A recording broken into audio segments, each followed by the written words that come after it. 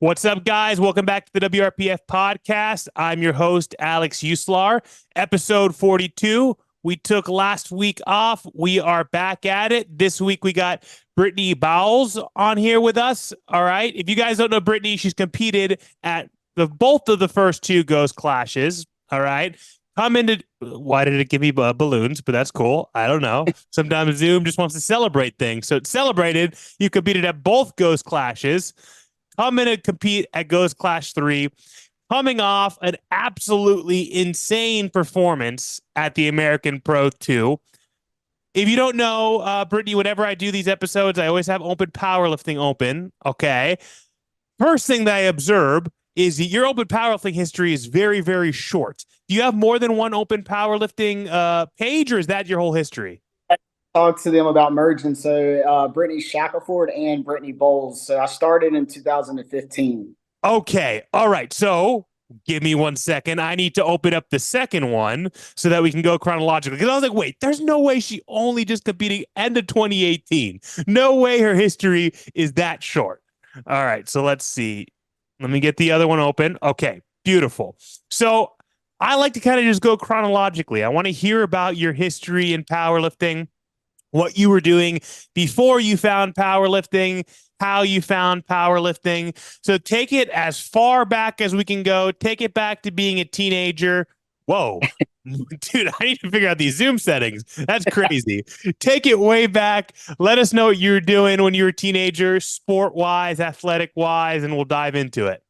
Yeah, definitely. I appreciate it. So I didn't really play any sports through high school. I just snowboarded on the weekends in the wintertime. So I played some like real early sports when I was younger, but nothing in school. So I wasn't really an athlete per se, but I did enjoy going to the gym. And then actually when I met my husband in 2013, it started out Friday night bench sessions in a basement at a friend's gym.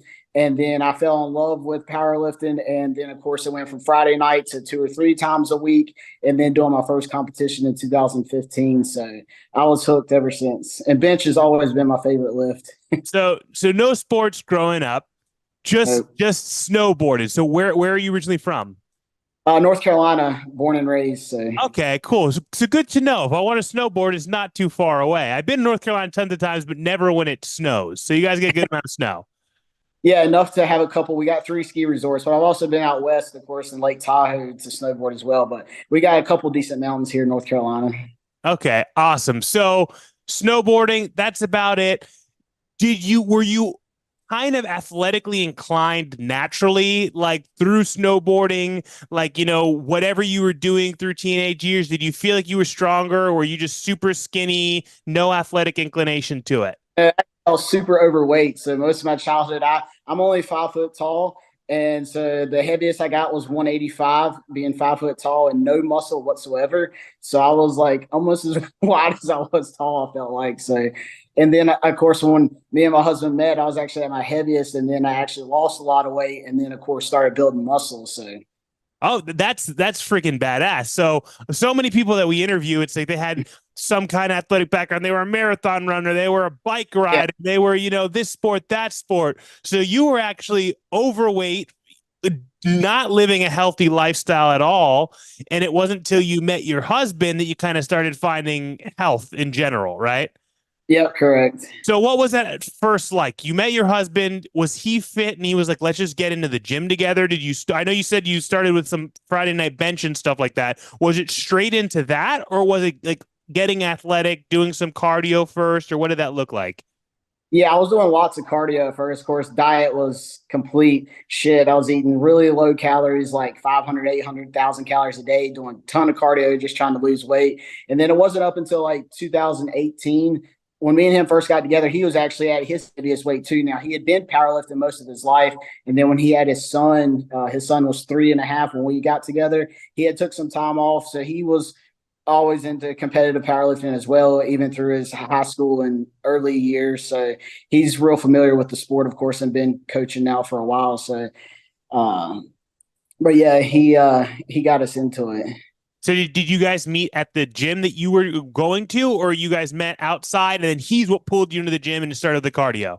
Yeah, we just met actually online dating, and so we've hit it off ever since. And then yeah, just started going to a friend's gym, and then to the YMCA, and now we got our own gym. So Dude, that's so badass that you happen to meet someone through like online dating apps that brought you into this whole world of powerlifting, right? Which you are now an absolute dominant force in, and you're one of the best to ever do it.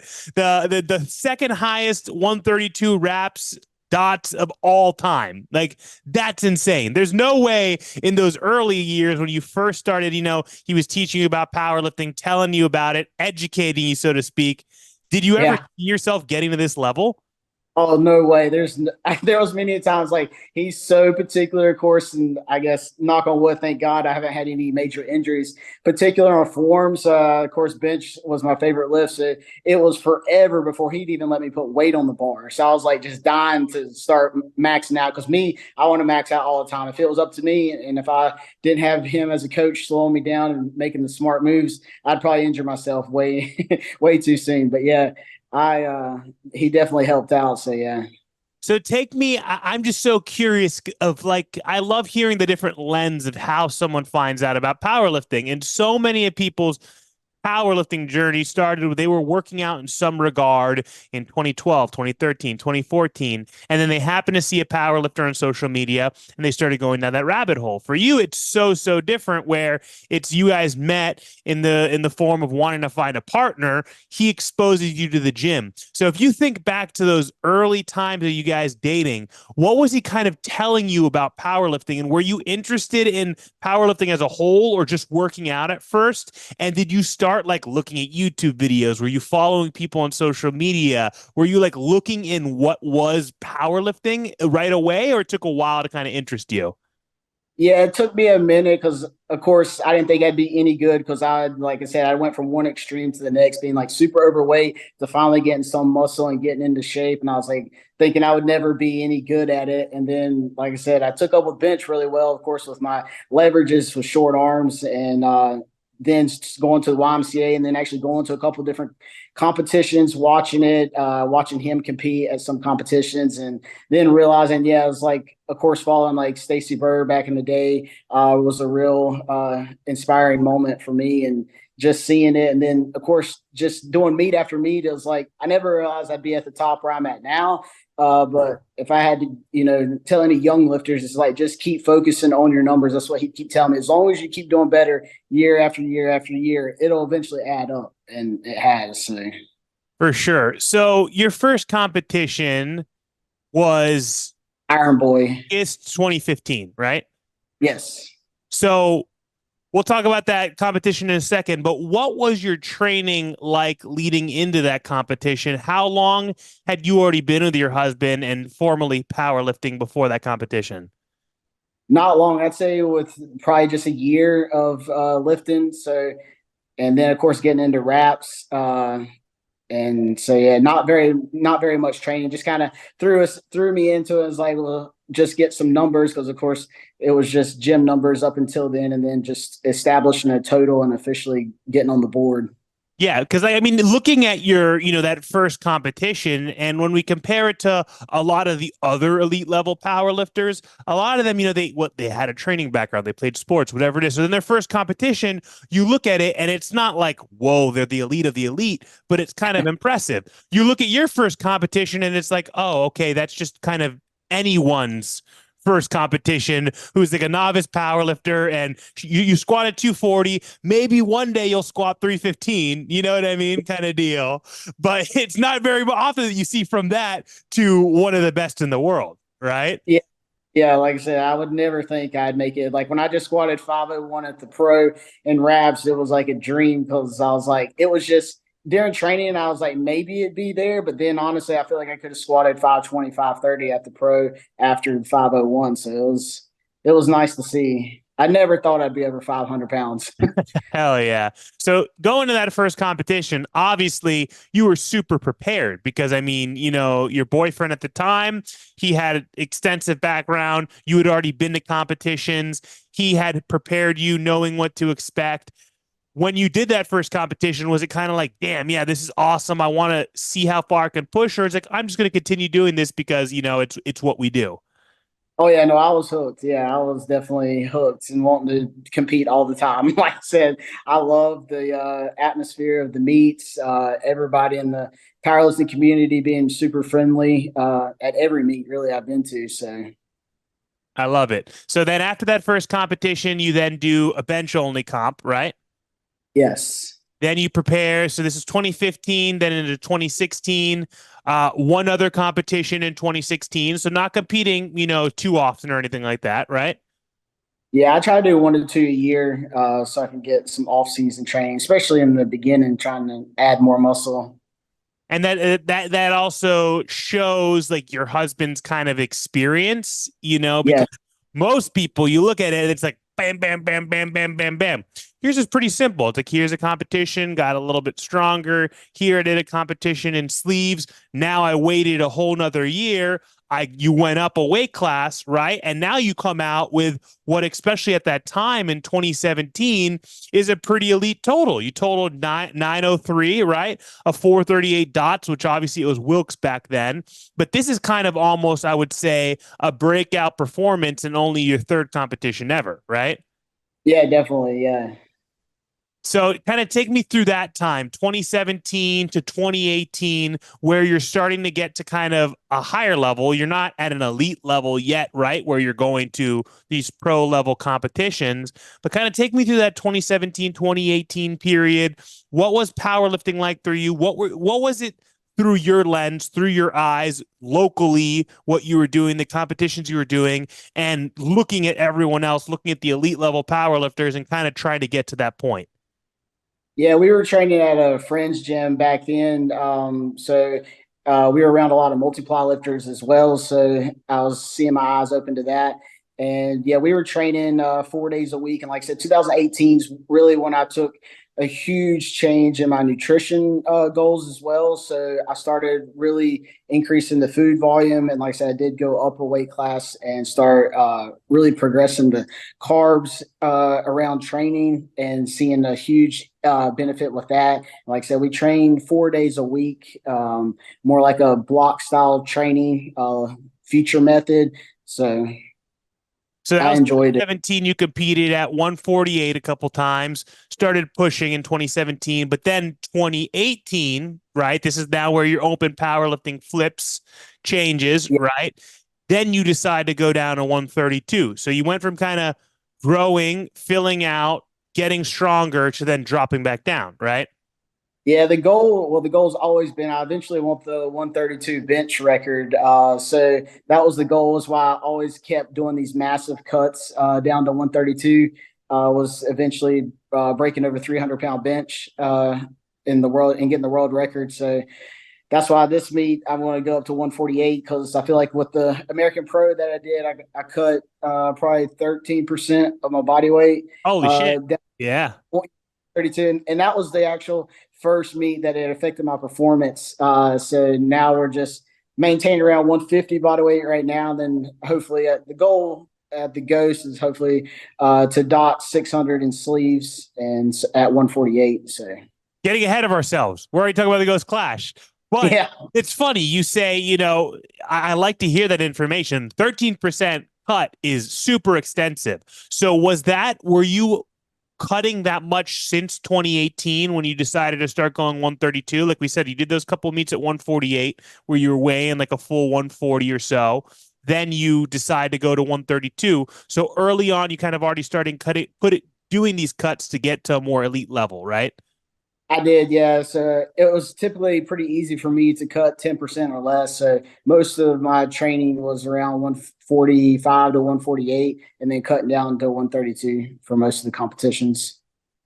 Yeah, that's impressive. That's elite. But again, it goes to your husband's background, the discipline, the importance of not competing too often, right? You're only doing this once a year, maybe twice a year. So it's not the same kind of strain on your body of the people who try to do those cuts 3 times a year, right?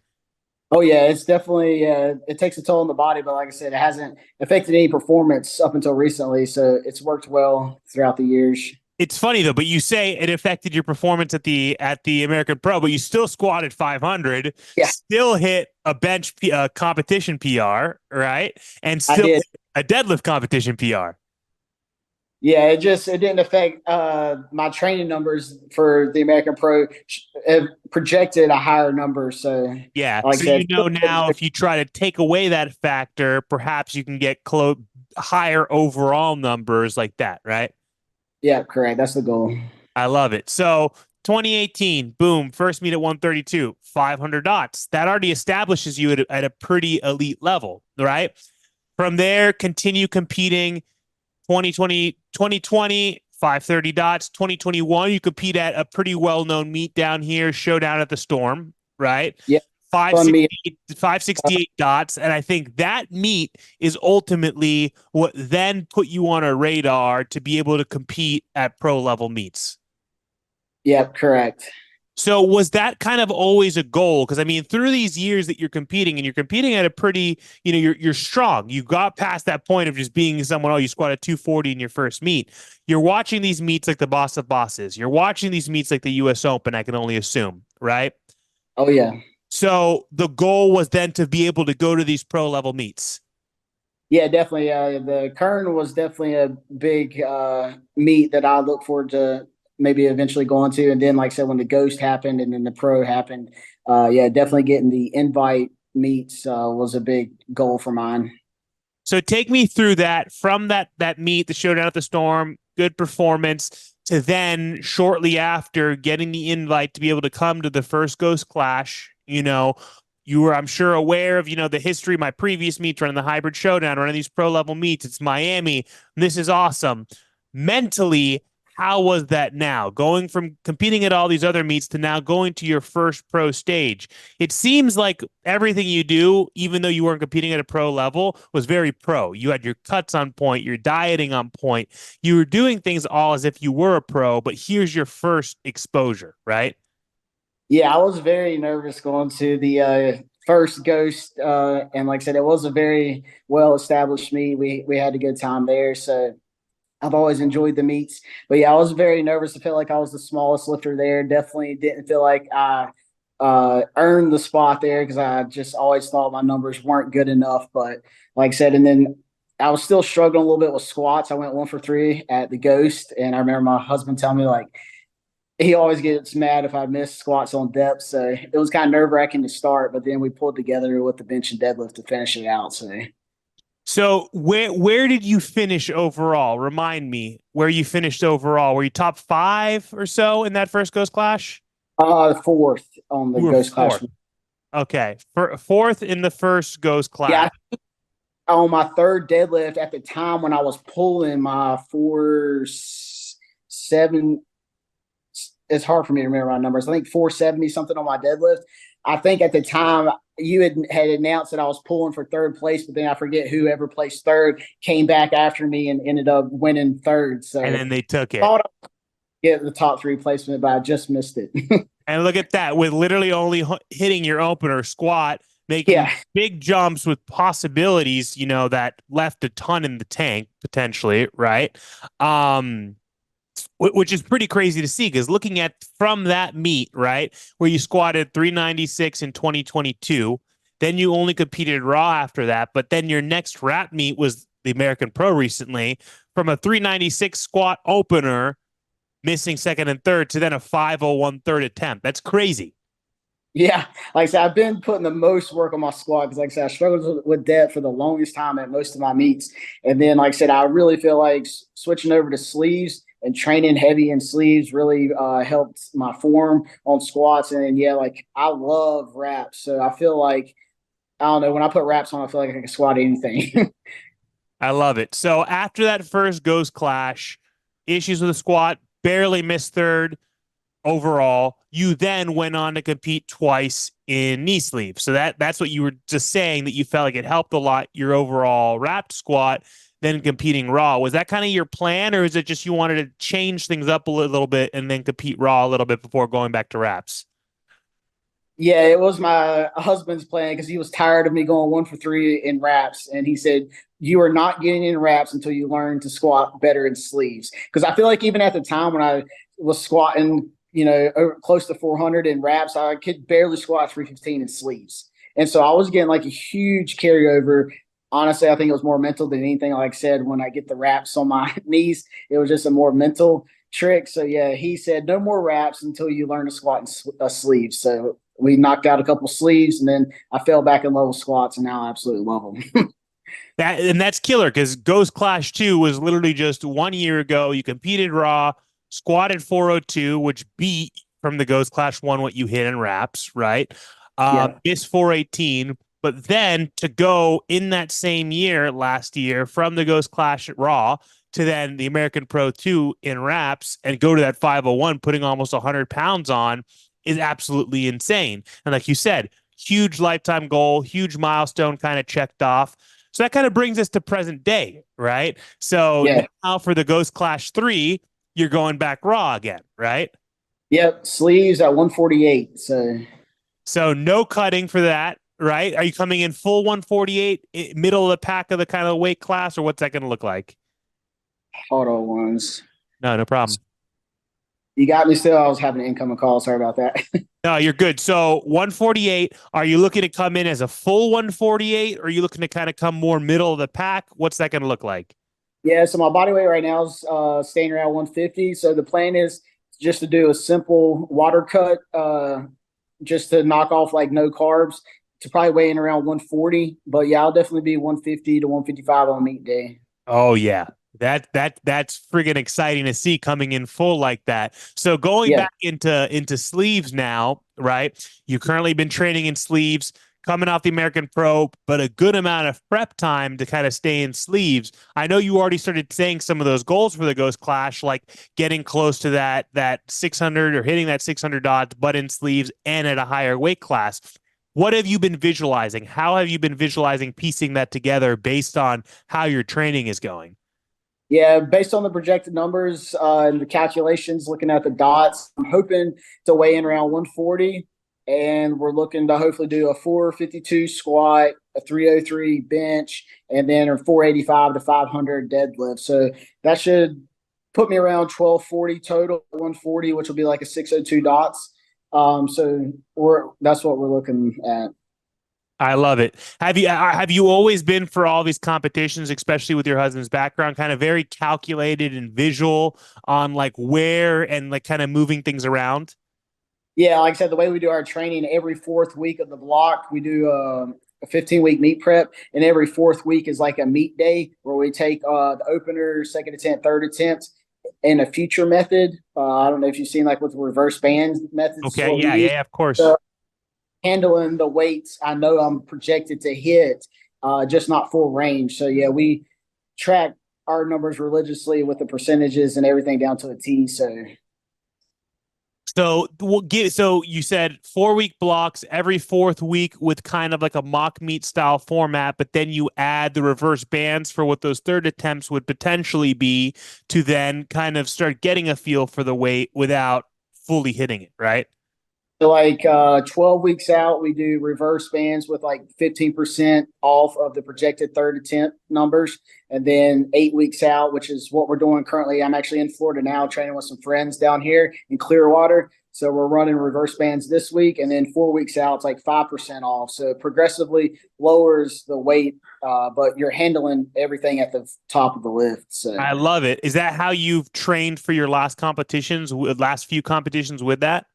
yeah, I've been running the same prep with a few minor tweaks for gosh, 5 or 6 years now, and it just keeps progressively working. So we're sticking So with it. leading into the American Pro 2, was that 501 the goal number and what you were hitting with those reverse bands each of those weeks?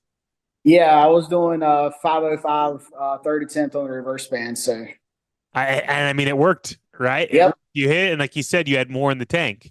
Yeah. So and like I said, right now my reverse band's on squats 440, but everything's moving way faster than they've ever moved. So I'm hoping to hit 450 to 460. So it's gonna Nice. be the goal. So then going beyond the Ghost Clash, we kind of heard the immediate, right? Getting that 600 dots, now competing at 148. Do you foresee yourself staying at 148 for the immediate future? Possibly not. There's been talk of maybe doing maybe Jordan Wong's meet at the end of the year in December. And if I do that, I might try to slowly cut back to 132 because, like I said, the immediate like world record attempt is hopefully to get the 132 bench world record. That's my next goal after the Ghost. Which is what? I think right now it's 308 would be the world record at 132. Let's see. Because I think forget her name out in California that trains with Dan Green. Amy just broke it pretty recently within like the last 6 months. I think she just did. She beat Jen Thompson's had it for the longest time. It looks like Emily Hu has Yes. it at 303. Yeah. So the goal would be the 308. Yeah, you're right there, right? That's so close. And I mean, you don't even need to do 308. You could potentially throw that chip on and chip it, right? Yeah. So like I said, yeah, that's why I don't want to cut. I want to see what my performance like is at your meet at the Ghost coming up here in April, not cutting and getting a full potential, like I said, coming in heavy and see what I can do. And then later down the road, possibly cutting back to 132 to try to get that world record. And then do you foresee yourself for when you do the world record again? Because I'm curious how the overload on the body looks in a wraps versus sleeves. Do you foresee yourself doing it in a wrapped meet or in a sleeved meet? Oh, definitely sleeves. Yeah, that's I think that's what killed the pro too. After doing the 501 squat, I was just tanked after that for the bench. So definitely It's a lot more overall stimulus on your central nervous system. It's a lot more on your upper body, a lot larger of a load. And when you're a 500-pound squatter in wraps, squatting 90% of that, just overall that feel on your back is going to be way less, regardless of the wraps springing you out of the hole, right? Right. Yeah, definitely. Hell yeah, I love it. So talk to me a little bit now about we talked about kind of your powerlifting history, the trajectory, where you're currently at, the goals for the Ghost Clash 3, which is just friggin' less than 8 weeks away. Absolutely crazy. What talk to me more about your outside things. So you guys own a gym together, correct? Yeah, the Shat compound in Thomasville, North Carolina. So So it's a what kind of led you guys to deciding to open that gym, and when did you guys open that? we opened it July of 2021. And so we kept it pretty much private, just invite only and friends. And then, like I said, my husband does a lot of nutrition and one-on-one coaching. So he trains a lot of executives one-on-one at the gym during the week. And then it's just for friends and family. Currently, it's nothing open to the public. So Very cool. That's such a great business model if you have like kind of the clientele for that, to be able to keep it more intimate with the proper clientele that can help pay the bills. Because I'll tell you, my gym, I love my gym. My gym's amazing, but we have 370, 380 members, something like that, and every month the amount of turnover that we have also, we have 30 new people, 30 to 40 on average. Our stats are 30 to 40 new signups every month and 30 to 40 cancellations. The people kind of just come, go, come, go, come, go. Their 3-month contracts up. They're here. They're back. They're gone. And it's just coming from a gym managing hybrid for, years that was much more of a private gym. We had like 80 members, if that at a given time. And it was a very large gym. Going from that of a gym that was 80 members to a gym that's 380 members, I'll tell you, it is chaotic and it's a lot to freaking handle. It's a lot to manage. And if you don't have patience, because I didn't have patience years ago when I managed hybrid the gym, I was pissed at anyone that did something wrong. When you have this many people, oh God, you have to have so much patience. I'll tell you that. imagine, yeah, like I said, ours is just private, and I'd say we probably have maybe 80 people coming going with key card access. So, and stuff gets, of course, messed up here now, but I could only imagine hundreds With of members. 380 people, Yeah, it gets messed up. Oh my God. But I love it at the same time too. I'm constantly going around repairing. Because we have so many members, obviously it brings in a lot more cash flow, right? So I have a lot more money to play with different things. And, I have staff. I don't have to run everything myself. Like when hybrid was a private gym and I was the only one running everything. I have different people delegated all these different roles. But it's fun. It's the reason why I converse about this is because a lot of people who listen to this podcast or follow me or follow, some of these kind of things that we talk about is a lot of people want to be a gym owner, and those are the two primary routes that you can take. And either of them can either succeed or fail, but taking that route of more of a private facility, if you can, if you live somewhere that, first of all, has less traffic to have a large amount of local clientele, and also your overhead and your expenses, your rent, right, is much lower than it would be in a city like Miami. Having a private gym and kind of a private model is definitely the way to go. But then at the other end of the spectrum, if you have super high overhead, super high expenses like a gym in Miami does, then having had that higher amount of clientele and kind of cater to them all is the way to go. But it's fun. It's fun. Yeah. I seem to remember, I think I saw when you guys were opening your gym at one point, seeing pictures of it, and you guys did like a lot of renovations on it. It's a pretty large space, right? Yeah, it's total like 12,000 square feet, but half of the warehouse is 6,000 of it's actually floored and all of our gym equipment in. And then right now, the other half of the warehouse is just empty until we figure out what we're going to do with the extra space. But yeah, we've got a large gym. So that's sick. Well, don't be like me, because my problem is my gym's like 4,800 square feet, and I need 12,000 square feet, because I just since I have a lot more cash flow coming in, I'm always buying all this crazy gym equipment, all these different rare machines, rotating those out, so don't get bit by that bug. Yeah, I seen your post the other day. You're like measured perfectly, and like that piece of equipment fit exactly where you wanted to fit. So yeah, I'm actually in your gym yet, but it looks very nice. Yeah, well, you guys have to make sure that the good news is usually for the Ghost Clash, I've had to move out like almost all my powerlifting stuff. So half my gym is empty, but I'm not going to announce it yet here, but we are doing an equipment partnership with a company who's going to be outfitting the entire platform, outfitting the entire warm-up room. So it's super beneficial because we have a lot of people who come from out of town and want to work out. And then usually our powerlifting side is wiped out, So the gym will be completely intact. So, you guys got to stop by. Your husband's got to come by, get a lift in. And yeah, it's going to be a good meet. Nice. Hell yeah. So it's been great chatting with you. Been great getting to know you. Sign us out. Let everyone know where they can find you on social media, where they can follow along with your training leading into the Ghost Clash and seeing that 600 dots in sleeves. Yeah, like I said, I'll post most of my training on Instagram, or you can look up my husband if you're ever interested in any coaching or nutrition advice. Our company's called Bowles Body Performance. Awesome. Thank you so much for hopping on, Brittany. I look forward to seeing you in just less than 8 weeks in Miami at the Ghost Clash. And thank you, everyone, for listening. I hope you enjoyed this week's episode of the WRPF podcast.